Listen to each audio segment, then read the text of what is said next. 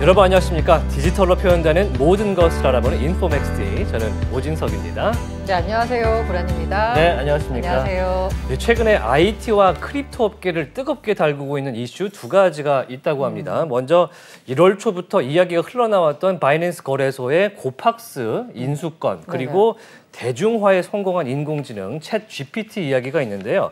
먼저 바이낸스의 고팍스 지분 투자, 묶였던 고객 예치금이 이제 숨통이 트였다. 네. 그런 기사가 나오고 있습니다. 네, 맞습니다. 처음에 이제 고팍스 쪽에서 보도자료를 냈고요. 예. 그다음에 바이낸스의 CEO인 장펑자오가 본인의 트위터를 통해서 또 소식을 알렸는데 사실 양쪽이 약간 뉘앙스가 달라요. 예. 고팍스 측은 투자를 받았다라고 했고요. 이제 장펑자오 쪽은 인수했다라는 표현을 썼다가 어콰이어라는 표현을 썼다가 예. 그다음 그 트윗을 삭제를 하고 다시 투자했다로 바꿨거든요. 그러니까 세부 내용이 무슨 차이가 있는지 저희가 알 수 없지만 중요한 건 네, 고팍스의 예치 프로그램이었던 고파이에 투자했던 투자자분들의 돈을 찾을 수 있게 됐다라는 겁니다. 정말 다행입니다. 네. 반가운 소식이고요. 또 챗 GPT IT 업계를 굉장히 뜨겁게 달구고 있습니다. 저희가 지난해 말부터 챗 GPT의 능력에 대해서 소개를 해드렸었는데 그 사이에 두 달 만에 이용자 수 1억 명을 돌파했습니다. 엄청나죠? 제가 그 1억 명 가운데 한 명인 것 같네요. 예, 네네. 저희도 해봤는데 오늘 챗 GPT에 관련해서 이야기 자세하게 나눠보도록 하겠습니다. 인포맥스티 지금 출발하겠습니다.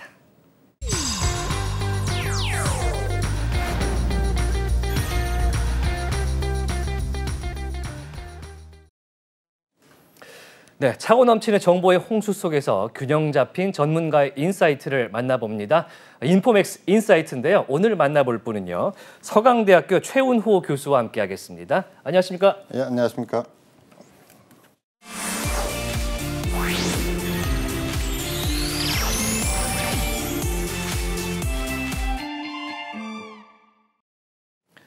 네, 오늘 인포맥스 인사이트에서는요, 출시 두 달 만에 활성 이용자 수 1억 명을 돌파한 굉장히 빠른 속도로 발전하고 있는 이 인공지능 챗 GPT 관련해서 이야기를 해보겠습니다. 자, 저희가 이제 11월쯤에 출시가 돼서 인포맥스 D에서도 12월과 1월에 이제 안내를 해드렸었는데 올해를 완전히 챗 GPT의 한 해로 만들 것 같습니다. 일단 이게 뭔지부터 확인을 해볼 텐데 챗은 이제 채팅의 챗인 것 같고요. GPT가 무슨 뜻입니까? 예, GPT는 generate라는 즉 창조하다, 새로 만들다라는 게 G고요. P는 trained, 사전에 학습된, 즉 학습되지 않고서 말을 못한다는 거죠. 그럼 마지막에 트랜스포머인데 다양한 종류를 전달할 수 있다라는 뜻에서 챗 GPT라고 합니다. 근데 여기서 한 가지 생각해야 될 것은 우리가 일반적으로 그 인터넷에 글을 달 때 해시태그를 달잖아요. 예.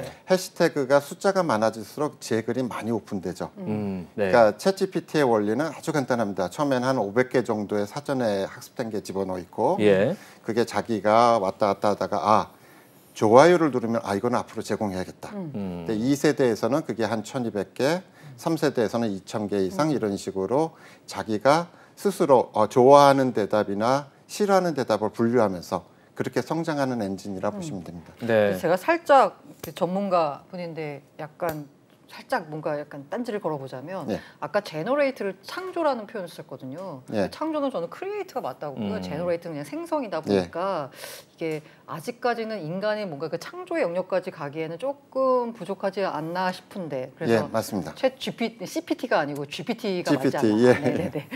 그러면은 방금 말씀해 주신 대로 이제 모아서 집단 지성으로 이루어져 있던 데이터베이스를 긁어다가 사실 표출해주는 기능에 가까운데 이게 어떻게 인공지능이라는 건지 그게 사실 궁금하거든요. 이렇게 생각하시면 됩니다. 우리가 보통은 그 자기가 스스로 업데이트하거나 수정하는 기능이 그 사람한테는 좌뇌, 우뇌 이렇게 있듯이 사실은 좌뇌, 우뇌 각각의 다른 기능이 있잖아요. 챗 GPT에도 이런 방법이 쓰였습니다. 자기가 스스로 잘한 대답만 있는 거를 또는 잘못 대답하는 부분을 우뇌 기능, 좌뇌 우뇌 기능 나서 스스로 그걸 걸러내는 기능을 지금 도입을 했습니다. 그래서 그런 부분에서 자기가 대중들이 좋아요 또는 잘했어요 아니면 이건 잘못했다라는 기능을 스스로 평가하면서 보정을 해주는 기능을 가지고 있기 때문에 그런 부분에서 우수성이 있다 할 수 있습니다. 그러니까 이제 사용자가 질문을 쳤을 때 이거를 원하는 검색 결과를 얼마만큼 반영해 주느냐 그 능력에 이제 AI가 들어가는 거잖아요. 그렇죠. 그게 훨씬 좋다. 예.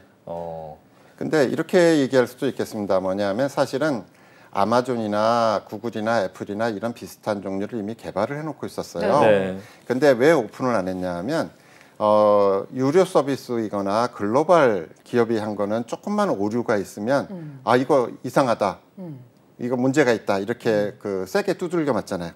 근데 지금 말씀한 오픈 AI의 챗 GPT는 지금은 사람들이 웃고 넘어갑니다. 아 오류도 있네. 근데 지난주서부터 이제 20불을 받기 시작했고 유사한 종류의 다른 AI들도 이제 유료가 되고 있거든요. 네. 그러면 지금보다는 훨씬 오류에 대해서 비판이 가해질 거고 그런 부분에서 많은 수정을 거친 후에야 지금 뭐 일반적으로 언론이 보도하는 그런 진정한 AI가 될 것 같습니다. 네. 그 느낌적인 느낌인지 모르겠는데 진짜 최근 들어서 비판 기사가 좀 많이 나오는 것 같긴 해요. 네, 슬슬 나오기 시작하죠. 유료화가 됐다는 것은 확실히 잘 돼야 된다는 거기 때문에 교수님 보시기에 이 오픈 AI의 챗 GPT가 기술적으로 현재까지 있었던 검색 시스템이나 인공지능이나 이런 것들보다 기술적으로 우월하다 혹은 우수하다고 보십니까?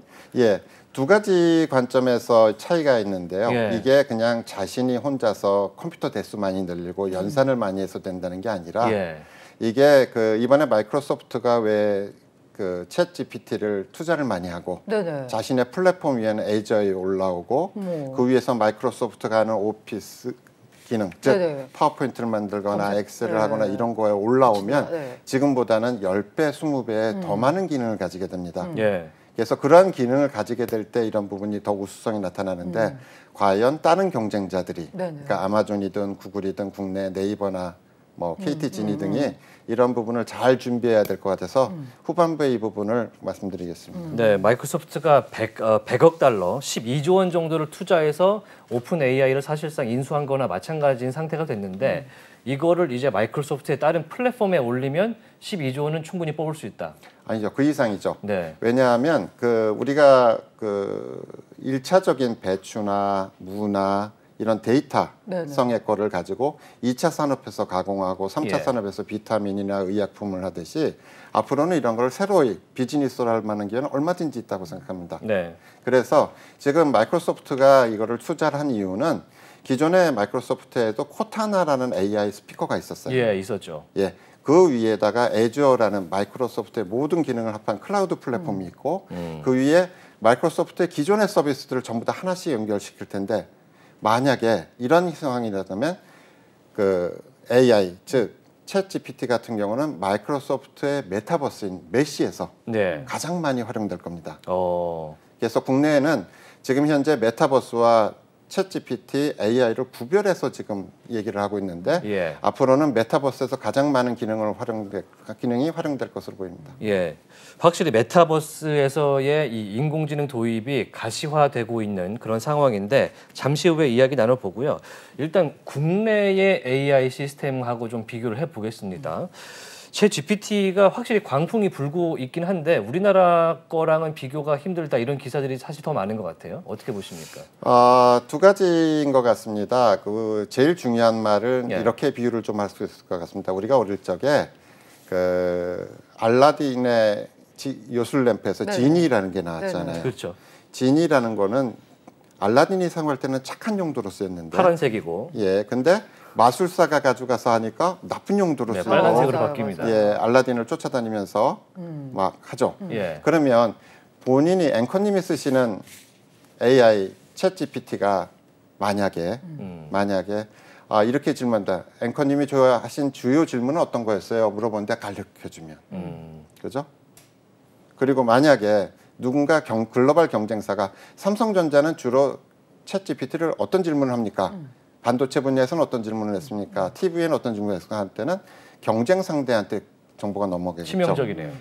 제일 중요한 거는 개인이나 기업의 비밀 같은 게 개인화가 돼야 제 정보는 저만 물어보고 그 레코드는 저만 가지고 있어야 되는데 지금의 모든 국내 AI나 챗 GPT는 전부 다 누구나 물어봐도 다 대답을 하게 돼 있는 부분이 가장 치명적인 약점입니다. 그럼 국내에 있는 챗봇이나 기존에 있던 AI들은 그게 약간 필터링이 됩니까? 아니면은 어떤 게 우수하다고 할 수는 없는 최소한 상태네요. 두 가지는 그 예. 앞으로 그 챗 GPT 같은 기능이 보강되어야 되는데 우리가 일반적인 검색 엔진에 물어보면 이게 위키에서 왔다, 나무 위키에서 왔다, 구글에서 왔다 이런 소스를 밝히는데 현재 챗 GPT의 가장 약점은 레퍼런스가 어디를 했다 또는 그림이나 어떤 글, 음악, 컴퓨터 코드를 생성함에 있어서 이게 나중에 저작권에 어떻게 관련돼서 요 30%는 쓰지 말기를 권합니다. 또는 이런 부분은 다시 창조돼야 됩니다. 라는 그런 부분이 없이 그냥 제공되고 있습니다. 그 뭐 비유를 들자면 논문에 각주가 없다는 건데요. 그 각주가 지금 못 따는 건가요? 아니면 안 하는 건가요? 거기까지 가기에는 아직 2, 3년이 더 있어야 될 것 같습니다. 왜냐하면 지금 현재는 그 아까 말씀드린 사전에 학습된 데이터를 많이 집어넣는 단계고 그 접속이 폭주하니까 그 유료 무료를 갈라서 유료 사용자에게는 좀 더 효율성을 주겠다라는 정도이지 지금 거기까지 가기에는 아직 좀 시간이 필요하다고 생각합니다. 쉽게 말해서 그 약간 챗 GPT로 논문을 쓴다라고 하면 표절 가능성이 상당히 높겠네요. 이렇게 말씀드리면 어떨까요? 물어보는 거예요, 제가. 부산대의 뭐 공공과 전자공학과 학생들이 주로 어떤 질문하나요? 어떤 학생들이 접속해서 가져갔나요? 이게 논문에 쓰일 가능성이 있나요? 이렇게 할 때 챗GPT가 주로 이런 거 가져갔고요. 그 사용자들 명은 누구고요. 그래서 이런 부분이 실제 제출된 게 인터넷에서 발견됐습니다. 이렇게 되면 지금 얘기한 저작권 문제부터 논문 표절 여러 가지가 되는 거죠. 그래서 가장 최근에 그 오픈 AI 챗GPT 쪽에서 이렇게 했습니다. 학생들이 그거를 그 보고서나 논문에 못 쓰게 하도록 워터마킹 혹시 기억나세요? 우리가 여기 뭐 복사하면 워터마킹 나타나듯이 공공기관 보면은 그렇죠. 그 보고서를 생성할 때 그 워터마킹을 넣는 거를 가장 최근에 시작했습니다. 그럼 이제 온라인에서 나온 자료를 가지고 이제 각종 논문 같은 걸 쓸 수도 있고 혹은 뭐 기사를 쓸 수도 있다. 그런 상황들이 나올 것 같은데 사실 윤리적으로는 얼마든지 지금 오용할 수 있는 상태거든요. 회사 측에서는 방금 말씀하신 것처럼 워터마킹을 하겠다고는 하지만 그 상태로 내가 읽어갖고 그 내용을 또 쓰는 건 또 막지 못하지 않습니까? 그래서 우리가 댓글을 부정적으로 계속 달면서 좋아요를 누르거나 아니면 하면 그게 그 AI가 그거를 이걸 좋아하는 데이터구나 오용을 만약 인식을 한다면 그게 진짜 대답이라고 계속 퍼뜨릴 수도 있겠죠. 가령 고란 기자님의 글을 내가 고란이다 그러고 온 동네에 글을 써서 막 퍼뜨렸어요. 본인은 모르죠. 일상생활하고 매번 검색할 수가 없으니까. 근데 거기에 해시태그라는 기능이 뭐냐면 내가 어디에 인용됐다 아닙니까? 근데 사실은 그 챗GPT의 많은 그 응답들이 사실은 그렇게 그 개인 정보를 보호받아야 될 주체들의 그게 기업이 됐건 중소기업이 됐건 그게 알려져야 그 옳은 개발 방향이라고 보입니다. 그렇군요. 이게 맞는 질문인지 모르겠는데 최근이 아니고 좀 한참 됐네요. 그 이루다 서비스가 있었잖아요, 국내. 그 굉장히 약간 그 여성 혐오적인 발언을 한다거나 아니면은 정말 그 개인 정보가 이렇게 활용이 됐던 그런 그게 정황들이 발견되면서 잠시 서비스를 접다가 뭐 최근에 또 뭐 새로 나왔다는 얘기가 있는데 이런 식으로 그 AI가 제너레이티드가 되면 기존에 있는 여러 가지 정보를 모아다 하면은 이른바 그 뭐 성차별적이거나 인종 혐오적인 발언이라던가 이렇게 약간 부정적인 방식으로 학습을 할 수도 있는 거잖아요. 거기에다 좋아요를 많이 누르게 되면 챗 GPT에서는 이런 문제가 좀 뭔가 미연에 방지가 되고 있는 건가요? 아니면 여기도 여전히 지금 우리가 그 키워드를 입력할 때 대부분의 검색 엔진 또는 AI로 부르고 아니면 해외도 비슷하지만 그 거절하는 단어들이 조합이 있었어요. 지금 말씀하신 대로 테러, 사이버 테러, 해킹 뭐 이런 식으로 되면 거절하는. 근데 만약에 이거를 그 새로 나온 챗 GPT나 새로 개발된 앞으로 개선돼야 될 부분에서 문제점이 될 수 있는 건 뭐냐면 하나를 교묘하게 해서 고란 기자가 얘기한 뭐 등등. 그럼 갑자기 신뢰성이 들어가잖아요. 그래서 그런 부분을 위장하는 다음 단계로 넘어갈 겁니다. 그래서 제가 그 예전 드라마이긴 하지만 전격 제트 작전이라고 헤이 키트 혹시 기억나세요? 키트라고? 네, 자동차. 자동차의 금지는. 근데 이 얘기를 하기 전에 한 가지 더 얘기를 하면 지금 그 챗 GPT 같은 인공지능이 가장 많이 사용될 무대가 혹시 어디인지 아세요? 키트 메타버스입니다. 왜냐하면 우리가 대부분이 메타버스 내에서 가장 많이 사용하는 그 생체 정보는 앞으로 음성이 될 겁니다. 네. 왜냐하면 음성으로 자율주행차 불러줘 또는 로봇 불러줘 나한테 커피 한 잔 갖다 줘를 할 텐데 아까 전격 제트 작전을 왜 얘기했냐면 그때 이렇게 했어요. 키트 해서 스마트워치에 네네. 음성으로 키트를 보니까 키트가 여기 있어 하고 달려와 가지고 태웠는데 만약에 다른 사람의 음성으로도 움직이면 지금 우리가 4차 산업혁명 시대를 얘기하면서 자율주행차 얘기를 하는데 자율주행차 앞에 가서 계속 스마트폰 될 건가요?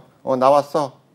문 열어줘 하면 문 열리는 게 정상일 거 아니에요. 근데 이거를 메타버스 상에서 10분 뒤에 나 회의 끝나고 나갈 텐데 기대하려 라고 하면 그 음성이 진짜 주인의 음성이어야 되거든요. 근데 이 얘기를 제가 지난 주말에 검색을 해봤더니 이미 타임지에서 이런 주제를 다루고 있고 그리고 실제 이런 걸 한다는 사업자들이 나타나기 시작했어요. 그래서 앞으로 챗 GPT 같은 내용들이 앞으로 메타버스에서 가장 많이 사용될 거다. 그러면 거기서의 제일 신뢰성은 음성이 스마트홈에서 사용되던 음성하고 메타버스에 사용하는 음성 그리고 챗 GPT에 등록된 내가 챗 GPT 사용자라는 그 음성이 세 개가 일치해야 된다는 그런 새로운 현상이 나타나고 있습니다. 그러니까 이게 결국에는 이게 개인 정보의 인식 그 문제로 가는 거잖아요. 예. 만약에 앵커분이 챗 GPT를 사용해서 많은 질문을 했는데 물론 개인적인 것도 했어요. 예. 근데 그거를 누가 물어보는 거예요. 우리 앵커분이 한 질문 리스트를 다 보여줘.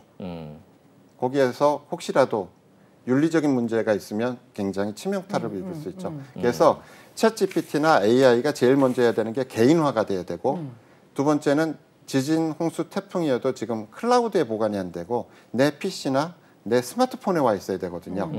그죠? 그리고 가장 최근에도 카카오톡이 카카오톡 저장 기능을 발표했어요.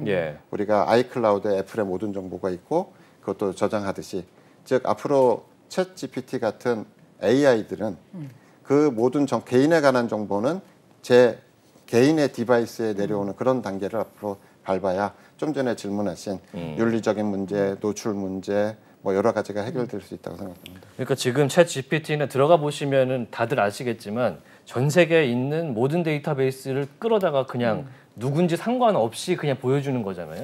그럼 이게 한 명 한 명 내가 사용자에 따라서 다른 결과를 보여주된다. 이렇게 그렇죠. 말씀하시는 그렇죠. 거죠? 그게 정상이죠. 왜냐하면 지금 우리가 마이크로소프트가 지금 챗 GPT에 얼마 투자했다라는 기능만 보고 있는데 이게 마이크로소프트로 넘어오면 재밌는 현상이 벌어져요. 마이크로소프트의 기존 보안 체계에 들어가겠죠.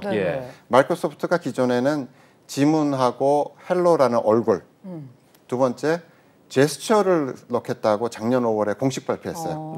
즉 그러면 앞으로 마이크로소프트 위에서 움직이는 챗 GPT는 앞으로 어떻게 되냐면 개인 사용자들이 이제 앞으로 지문이나 얼굴이나 아니면 제스처로 등록돼야 개인화가 이루어질 수 있겠죠.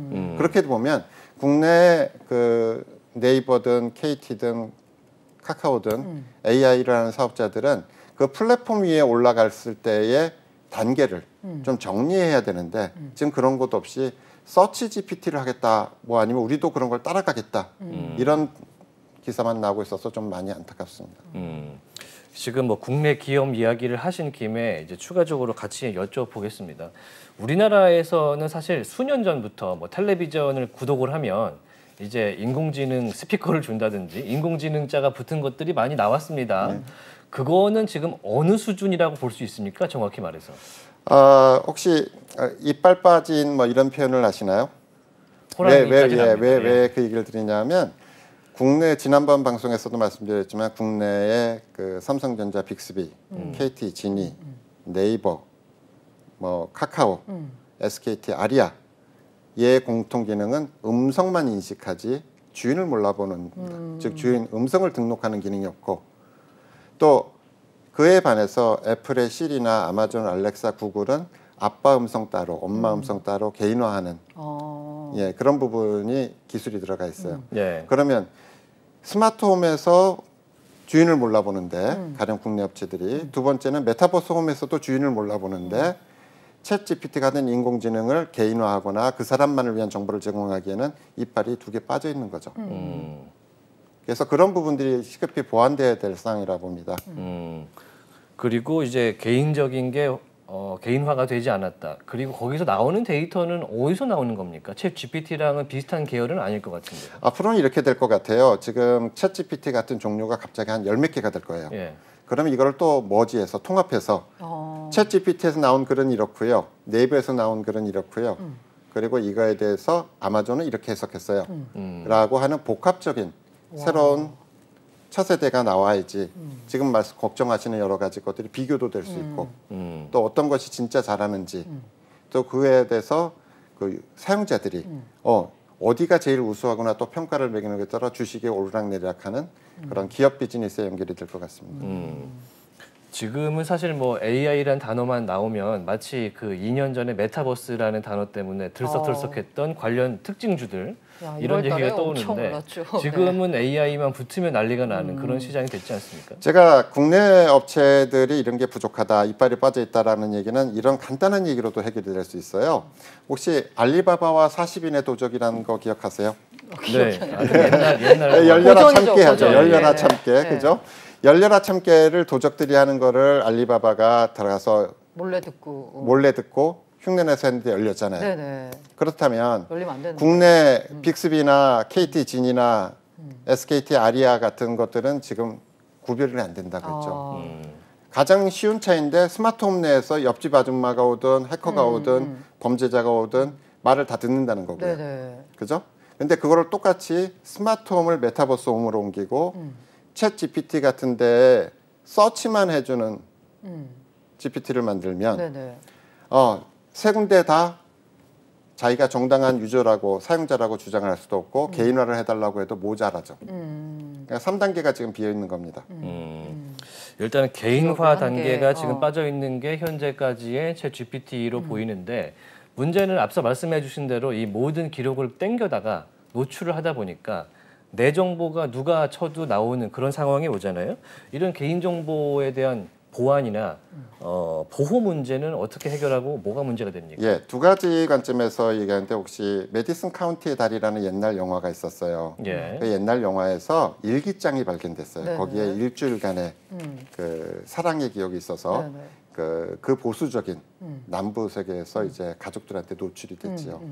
근데 만약에 이게 지금 디지털 유산, 디지털 레가시로 다뤄진다면 왜냐하면 자신이 맨날 물어봐 보기는 안 되잖아요. 대화형 채팅이기 때문에 네. 거기서 나중에 사실은 디지털 유산 우리가 뭐 네이버나 어디 사용했던 카카오톡 같은 거를 나중에도 그 후손들이 볼 수도 있고 하여튼 메모리상에서 현재까지는 우리가 사진, 동영상, 이메일 이런 거를 디지털 유산이라고 했는데 사실은 채팅형 AI, 챗 GPT 같은 건 사실 개인 비서에 가까운 형태로 이제 발전해 나갈 겁니다. 네. 그러면 거기에서 두 가지 부분이 되는 게 사실은 들어가야 돼요. 하나는 보여주고 싶은 기록과 지워야 될 기록이죠. 네, 잊혀질 권리가 있으니까. 그렇죠.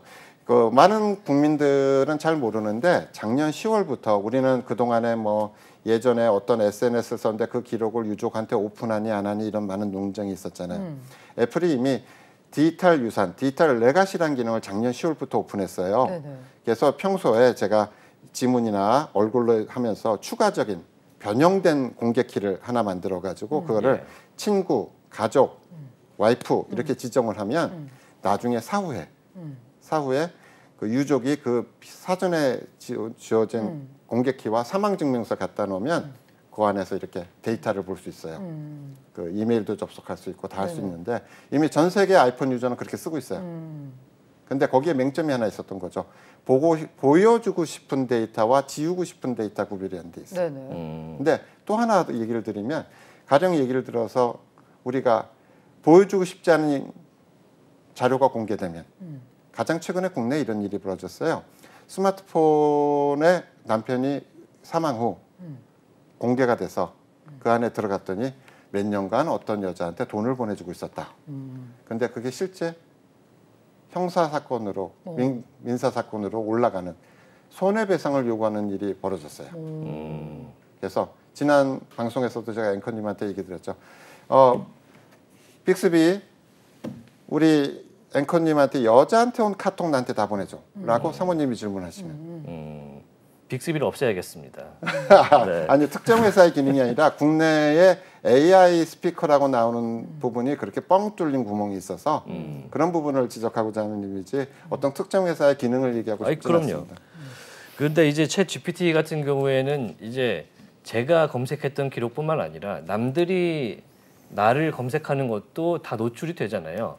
만약에 내가 나중에라도 좀 더 잘 보이기 위해서 내 기록들을 온라인 상에서라도 상당히 더 좋은 모습으로 수정을 다 해놓는다면 이것들이 또 왜곡이 되지 않을까라는 생각도 드는데요. 어떤 정보도 제가 마찬가지겠지만. 지난번에 얘기 드렸죠. 우리가 삼성페이를 쓰든 카카오페이를 쓰든 신한페이를 쓰든 전부 다 똑같이 이렇게 합니다. 사설 인증서라는 거를 사용하는데 그거를 이렇게 합니다. 이렇게 쭉 찢어가지고 개인적인 정보는 내 PC, 내 스마트폰에 있고 이걸 신한은행, 카카오, 삼성페이에 내서 이걸로 증명을 하는 거거든요. 네네. 지금 말씀드린 보여주고 싶은 자료와 지우고 싶은 자료는 이 키로 보호를 하기 때문에 남이 나중에 수정도 할 수 없고 그리고 평소에 내가 알리고 싶은 얘기나 뭐 여러 가지 성향들을 사실 지정해 놓을 수도 있거든요. 혹시 내가 죽거든 나는 절대로 자살할 사람이 아니다. 이건 사고사도 아니고 누군가 나를 음해하고 있다.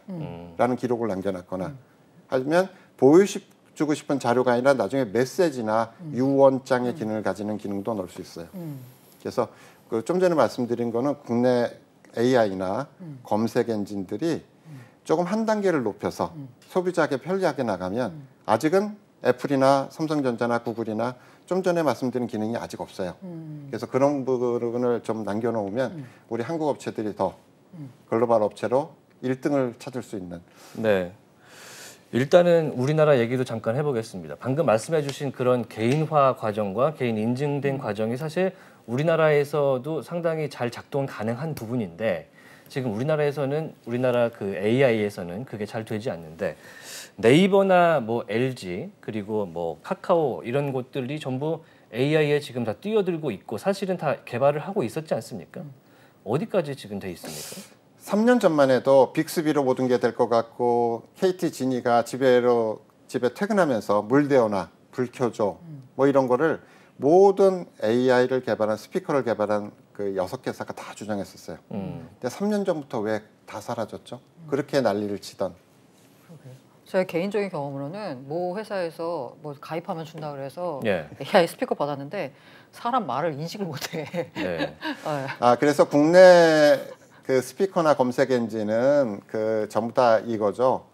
음성을 인식만 했다라고 발표하지 절대로 음성을 인증했다라고 발표는 안 합니다. 인식도 제대로 못하는 것 같았습니다. 일단 텔레비전 음성만 더 정확히 인식을 하는 거 보니까 갈 길이 먼 것 같긴 한데 아무튼 네이버의 서치 AI 요거도 GPT 계열이잖아요. 그러면 어떻게 이거를 어떤 방식으로 적용을 좀 하겠다는 겁니까? 예, 어제 기사에 보면 서치 GPT라는 독특한 용어를 사용했어요. 그 GPT 가지고 서치만 한다는 얘기인데 그러면 지금 얘기한 비서 서비스까지는 안 간다는 얘기입니다. 그러니까 비서 서비스는 제가 아까 말씀드린 알라딘의 요술 램프를 이렇게 하면 지니가 나와서 뭐든지 얘기해 주잖아요. 그리고 아까 전격 제트 작전에 보면 차를 타고 가면서 굉장히 많은 얘기를 대화를 해요. 근데 거기에 대해서 비서 역할을 해야 되는데 검색만 해주면 판단은 네가 해라라는 거잖아요. 그럼 비서가 들어와서 이러는 거예요. 우리 앵커님한테. 자료는 여기 있으니까 네가 알아서 만드세요. 그죠? 상당히 많은 차이가 있는 것 같습니다. 그 네이버가 하고 싶은 것은 이게 제 개인 생각인데 네이버는 사실 검색 엔진 외에도 지식인이라는 훌륭한 정보 창고가 있지 않습니까? 이런 방식으로 좀 활용을 하겠다. 그래서 그것과 이제 실제 객관적인 데이터를 엮어서 만들겠다. 이렇게 가는 것 같은데 이것 또한 정보의 왜곡 가능성이 너무 높아 보이기도 합니다. 제가 지난번 방송에서 말씀드렸다시피 글로벌 기업과 한국 기업의 큰 차이는 뭐냐면 우리는 물 위에 있는 빙산만 보는 거고 그 글로벌 기업들이 그 바닷물 속에 빙하가 더 크잖아요. 이렇게 뚱뚱하게 삼각형으로. 근데 그런 부분들을 플랫폼으로 좀 사고를 해서 어떻게 하는지를 봐서 그런 거를 하나하나 진도를 나가야 되는데 제일 좋은 예는 2021년에 그 팀 쿡 애플 CEO가 키노트 2시간짜리 중에서 제일 처음에 나서 이렇게 얘기합니다. 손을 꼭 잡고 우리는 드디어 개인화를 이뤄냈습니다. 아빠가 한 말은 아빠만 알고 엄마가 한 말은 엄마만 알고 그래서 아빠가 지나가면 손흥민 축구 어제 보던 게 나오고 엄마가 지나가면 비 올 때 내리던 재즈 음악을 듣고 딸이 지나가면 너 숙제 안 했어 하고 체크를 해주고. 네네. 근데 그런 부분들이 어떻게 보면 우리가 상대방의 그런 실력을 모르고 우리끼리만 얘기하고 보도자료만 내는 그런 식으로 좀 돼서 앞으로 이런 부분이 어떻게 됐으면 좋겠다는 좀 이따 후반부에 말씀드리겠습니다. 네. 저는 개인적으로 제일 궁금한 거는 이렇게 이제 챗 GPT가 막 뜨고 하니까 아까도 잠깐 얘기가 나왔지만 관련 종목들이 움직였단 말이에요. 투자 관점에서 봤을 때 이게 국내 기업 가운데 투자할 만한 기업이 있는지, 그리고 글로벌리 봤을 때는 그럼 앞으로는 마이크로소프트 투자하면 되는 건가요? 교수님의 개인적인 의견을 좀 여쭙고 싶습니다. 제가 가장 아쉬운 거는 우리가 블록체인, 암호화폐, 지금 메타버스, 챗 GPT 뭐 많은 기술들이 나오면 네. 굉장히 아쉬운 게 하나 있어요. 사실은 특허를 내야 되는데 그거는 언론 보도자료 이전에 내야 되거든요. 근데 우리나라 모든 기업은 뭐가 그리 급한지 보도자료부터 먼저 내요. 네네. 그러면 그 다음에 특허가 될 수 없어요. 그래서 우리나라의 메타버스, 블록체인, 암호화폐, 지금 챗 GPT에 대한 많은 아이디어들이 경쟁적으로 보도자료만 냅니다. 네네. 그 얘기는 사실은 특허부터 먼저 내고 그걸 천천히 발표하고 우리가 외국보다 앞선 아이디어를 굉장히 많이 내고 있음에도 네네. 불구하고 그런 많은 기술이 사장되고 있어요. 그래서 좀 전에 말씀드린 종목이 중요한 게 아니라 그 종목을 내는 회사들이 제일 먼저 자기 권리부터 맡고 있는 거예요. 네네. 그래서 제가 그런 기업들이 한 10여 개 있는데 여기서 기업체 명칭을 얘기할 수는 없지만 하나는 시각을 제공할 수 있어요. 이게 플랫폼이나 좀 멀리 보고 낸 기술인가. 근데 단발성으로 우리가 자동차 부품 중에 하나를 네네. 낸 기업인가. 네. 우리가 자동차를 키만 받으면 되는데 왜 5만 개의 부품을 제가 특허를 내야 되죠? 그죠? 키를 하나 가지고 자기가 조정하면 되잖아요. 참 어렵네요. 이건 챗 GPT한테 물어봐야 될까요? 네, 뭘 투자하면 좋을지. 뭘 투자할지는 네. 챗 GPT한테 물어보고요. 우리나라 기업 중에 사실 네이버 말씀 주셨지만 카카오도 있고 이 포털로 대표되는 양사에서는 AI를 확실히 이용하려는 움직임이 있는데 또 특징인 게 SKT나 이제 LG U+ 같은 통신사에서 AI를 많이 개발했었단 말이죠.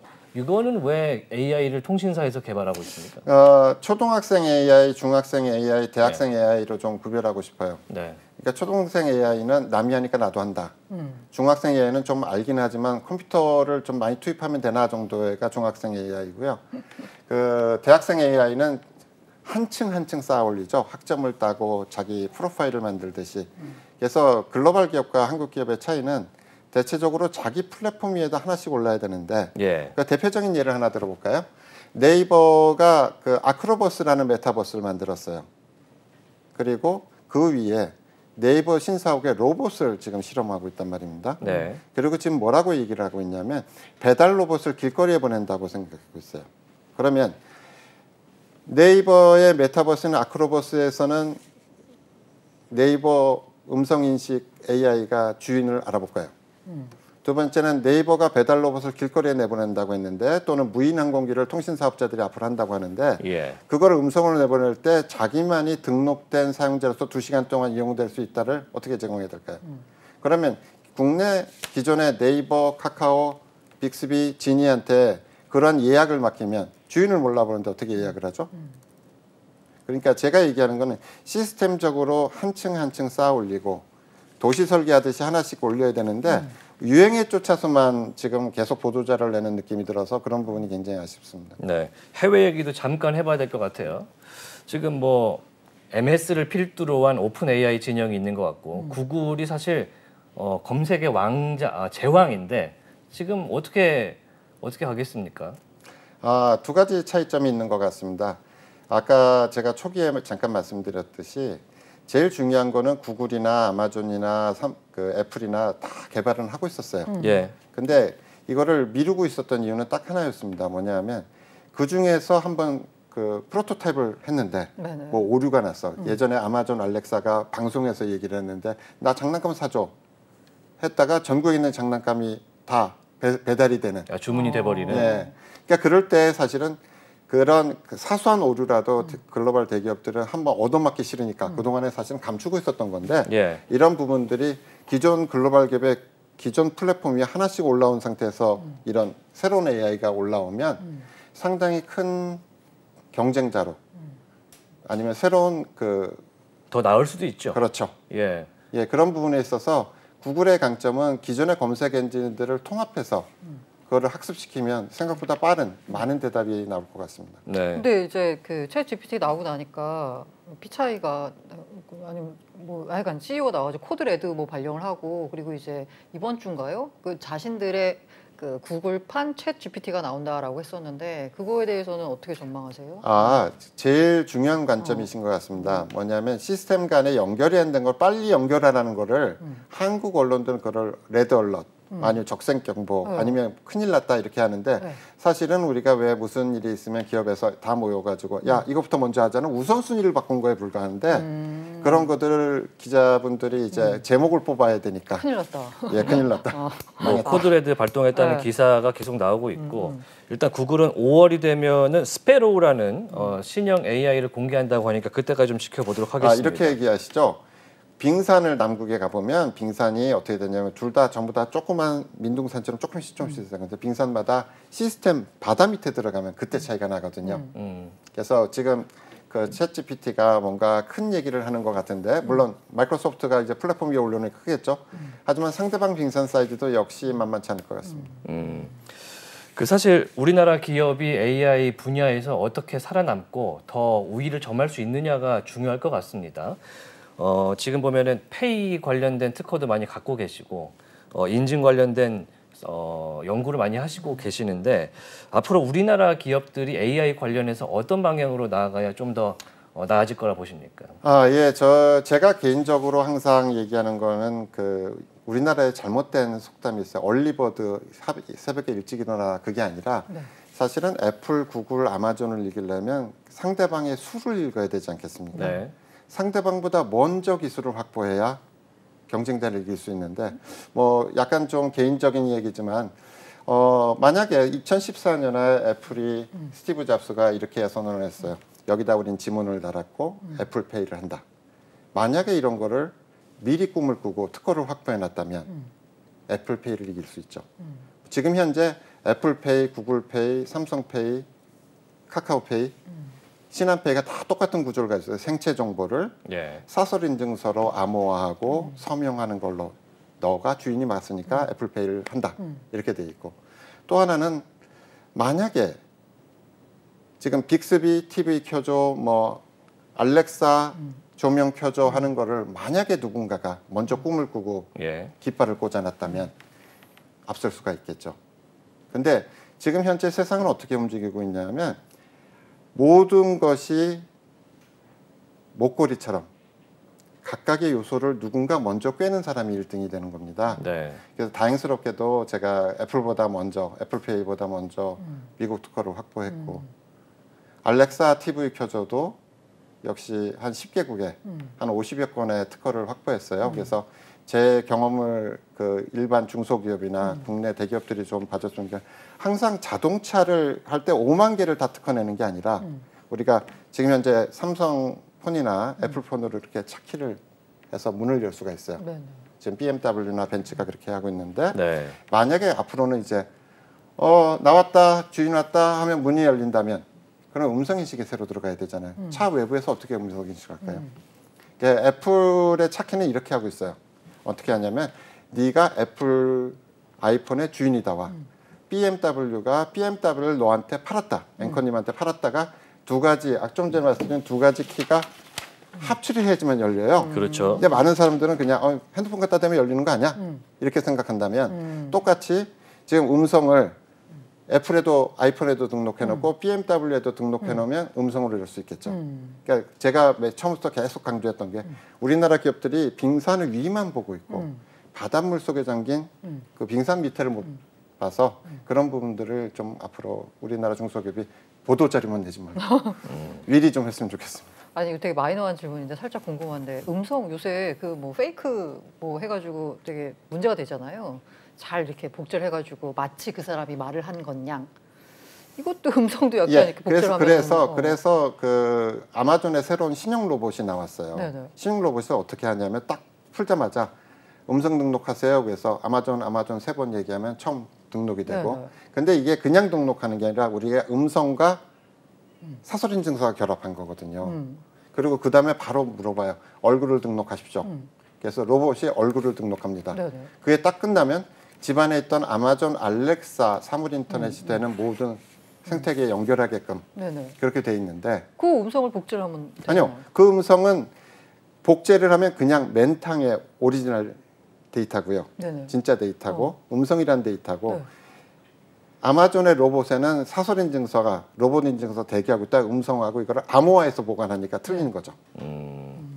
네, 음성의 지문화, 암호화가 필요한 시점인 그러니까 것 같아요. 우리 고랑 기자님이 우리가 여기다 지문된 거를 매칭 온 스마트폰인 거예요.